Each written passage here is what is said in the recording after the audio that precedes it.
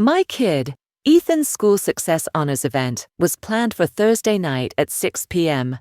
He was 12 years old and getting praise for perfect grades for the fourth straight year, plus a unique prize for coming first in the local science contest. He had labored amazingly tough, late evenings, learning, rehearsing science assignment displays dozens of times in front of me, and going over memory cards during morning meal. He had gained each individual success. I had sent calendar invitations to my entire family 3 weeks in advance.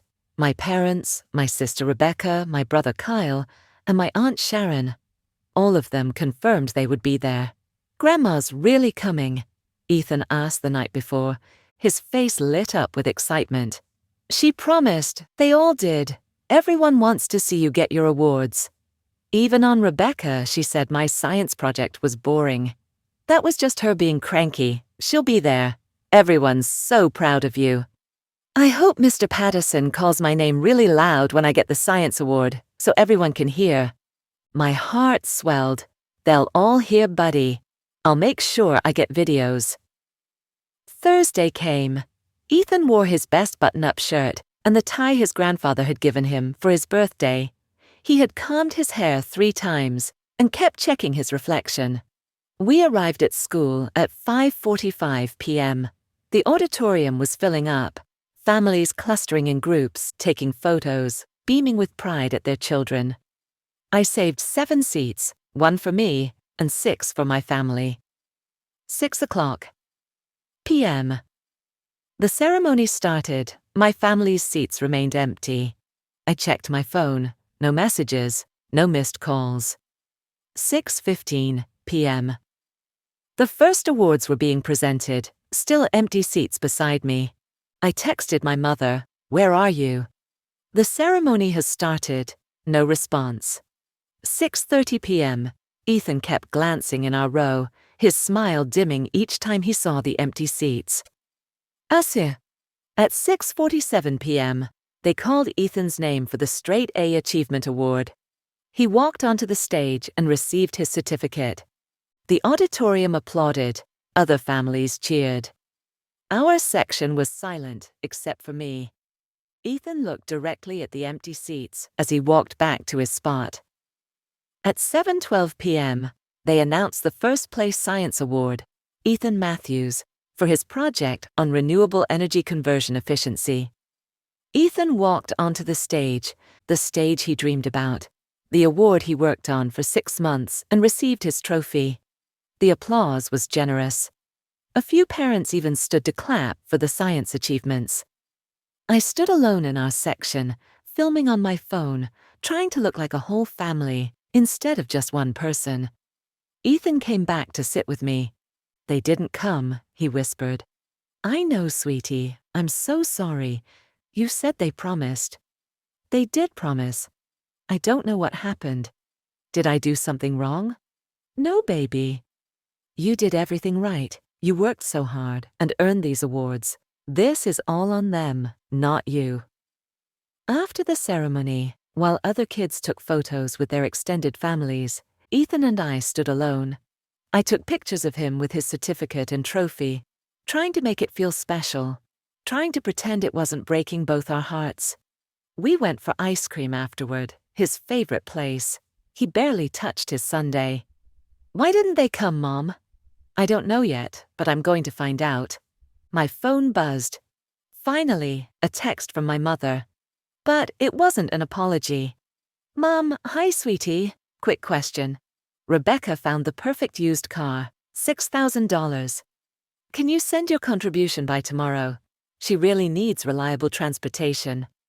I stared at that message, reading it 3 times to make sure I wasn't hallucinating. They had missed Ethan's awards ceremony, all of them, and 2 hours later, my mother was asking me to fund my sister's car purchase. My hands were shaking. "Ethan, honey, can you wait here for 1 minute? I need to make a phone call." I walked outside and called my mother. "Oh, good, you saw my text," she answered brightly. "Can you Venmo it tonight? The seller has other interested buyers." "Where were you tonight?" "What?" "Ethan's awards ceremony." "Where were you? You promised you'd be there." Oh, that was tonight? Honey, I'm so sorry. We completely forgot. We were helping Rebecca look at cars and lost track of time. You forgot. My voice was flat. These things happen. Unsure Ethan understands.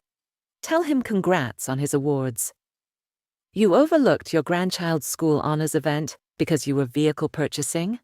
Well, Rebecca needed help. You know how she is with big decisions. Rebecca is 31 years old. Ethan is 12. He worked all year for straight A's. He spent 6 months on that science project. He won first place, and you forgot because my adult sister needed help buying a car. Don't take that tone with me.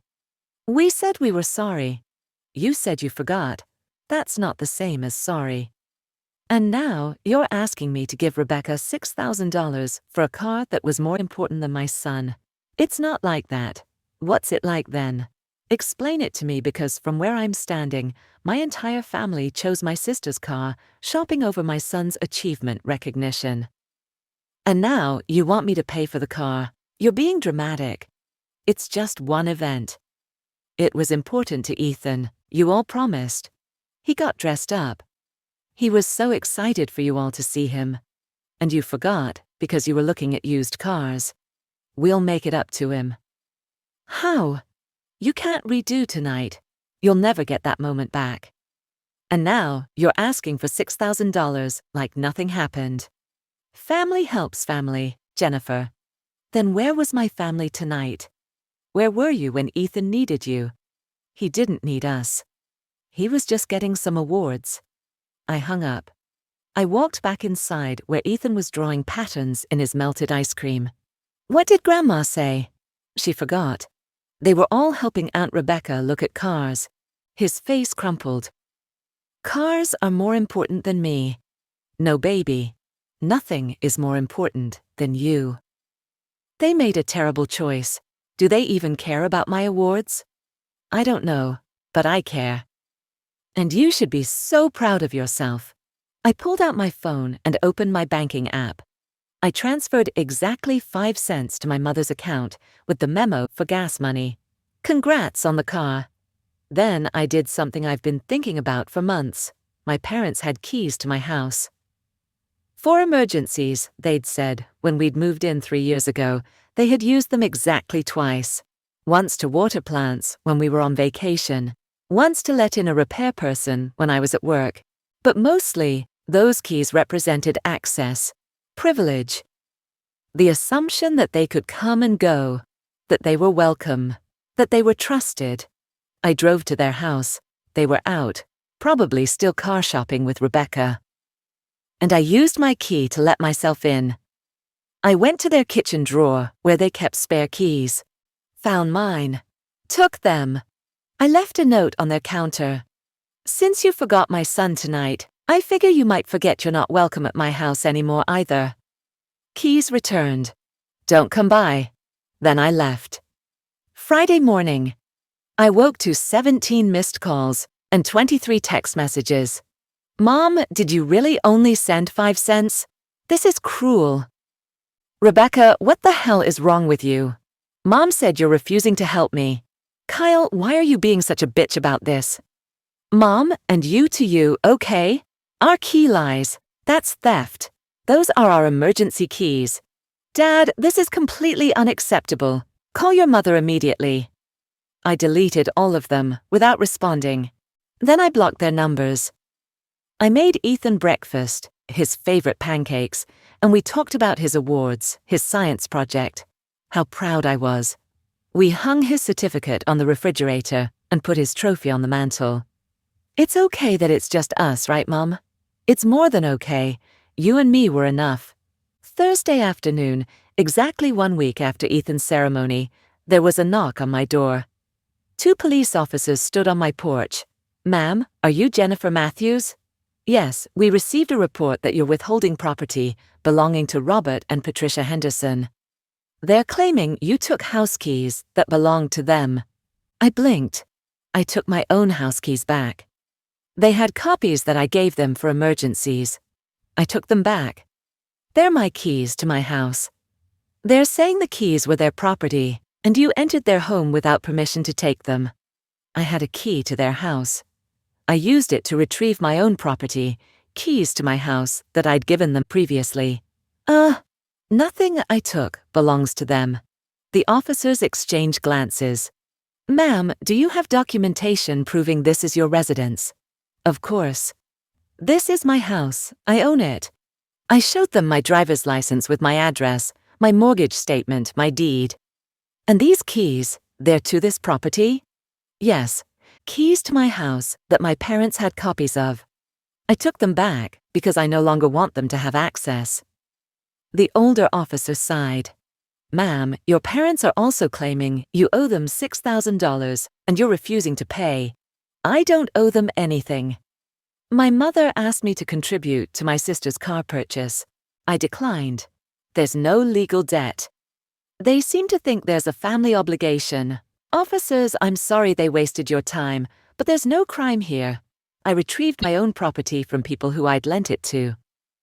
I declined to give money to family members who asked for it.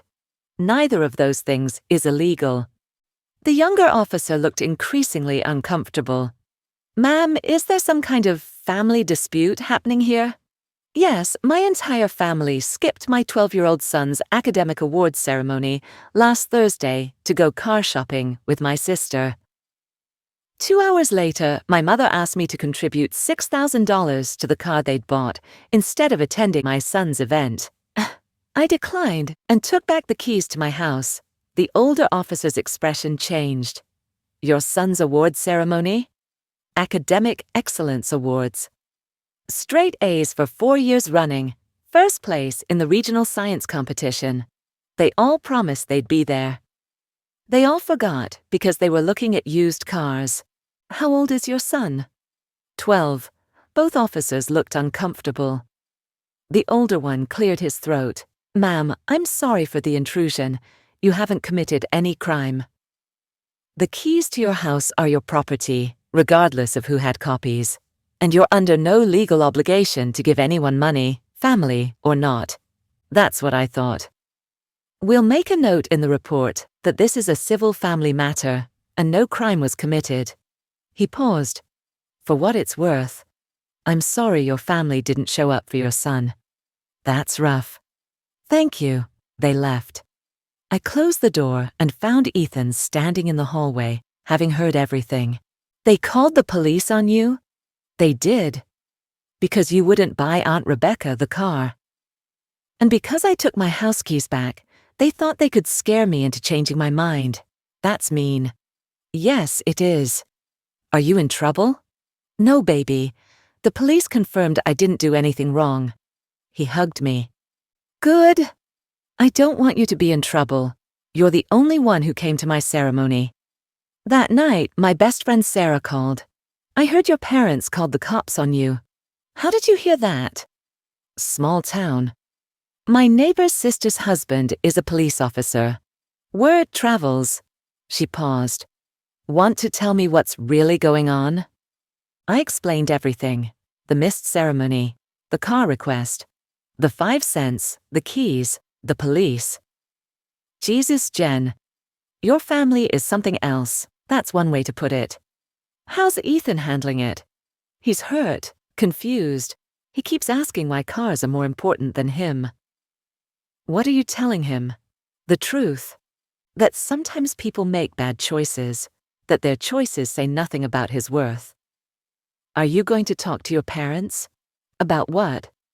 They called the police on me because I wouldn't fund my sister's car after they all skipped my son's awards. What's left to say? Maybe that you're hurt? That they damaged their relationship with both you and Ethan. Sarah, they know what they did. They just don't care. They care about Rebecca's car, and their entitlement to my money, and their access to my house. They don't care that they broke my son's heart. So that's it. You're done. I'm done letting them hurt Ethan. If that means I'm done with them, then yes. 2 months passed. I didn't hear from my parents directly, but I heard through mutual acquaintances that they were telling everyone I was punishing them for one small mistake. One small mistake. That's what they reduced it to. Then, one Tuesday afternoon, My father showed up at my workplace. Security called me. There's a Robert Henderson here to see you. Says he's your father. Tell him I'm unavailable. He says it's urgent. Family emergency. My heart jumped. What kind of emergency? He didn't specify. Just said it was urgent he speak with you. I went down to the lobby. My father stood there, looking smaller than I remembered. What's the emergency? I asked without preamble. Can we talk privately? No. What's the emergency? It's your mother. She's very upset about the situation. She's not sleeping. She's barely eating. That's the emergency. Mom's upset that I set boundaries. It was a mistake. It was a choice. You all chose Rebecca's car, shopping over Ethan's achievement ceremony.